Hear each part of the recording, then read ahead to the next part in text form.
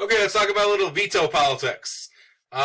Remember we said that when we talked about how a bill becomes a law, vetoing is a big part of this, the presidential veto. The president doesn't have the power to actually vote on if a bill becomes a law, but we kind of mentioned earlier in how you build a coalition. The president's going to try to build coalitions with members of Congress to get that law passed. We talked during the Union of the President. The president has the power to issue a State of the Union address. This is a great way to rally public support to try to help pass a law. Veto politics is another way in which the president can influence lawmaking. Remember, it is a long, complicated, difficult process to get a law passed.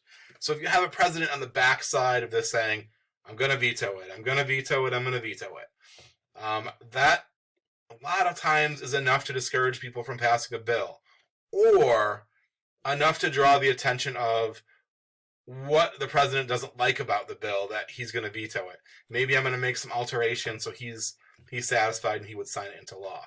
So that threat of a presidential veto is a pretty big power on if a bill becomes a law and how that all works. Now, Congress does have the ability to override a veto with 2/3 vote in both houses. That is really difficult to do.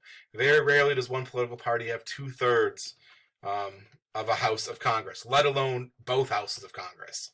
So even if they do, to get everybody to vote, that's everybody's voting on party lines. So that is a really difficult thing to override a veto. It's happened before for sure, but it's really, really difficult. Now, presidents do not like to get their vetoes overridden. It's embarrassing. Now, it's happened in history. Andrew Johnson probably is the person most well known of American presidents about getting their vetoes overridden. He had it happen to him a lot. Congress absolutely hated him. So they overrode a lot of his vetoes. He vetoed things out of principle, and they overrode those just because, again, they didn't like him. Now, president can do something else. If they don't want to just flat out veto a bill, they can do something called a pocket veto. Pocket veto is when they let a bill sit on their desk for 10 days, don't do anything with it, and then in that 10 days, the session of Congress comes to an end. If that comes to an end before the end of that 10 days, that's what's known as a pocket veto. The president really never vetoed it, but that bill kind of is killed. So president might do that.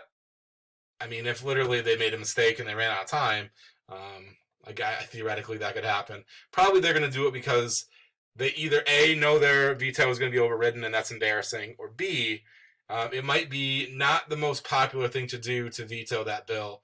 So if you let it kind of ride out, it doesn't look like you really vetoed it. That's a potential possibility. Okay, so there's a lot that goes into veto politics. Let's kind of know that. Got any questions? Please let me know. And I will see you guys all soon.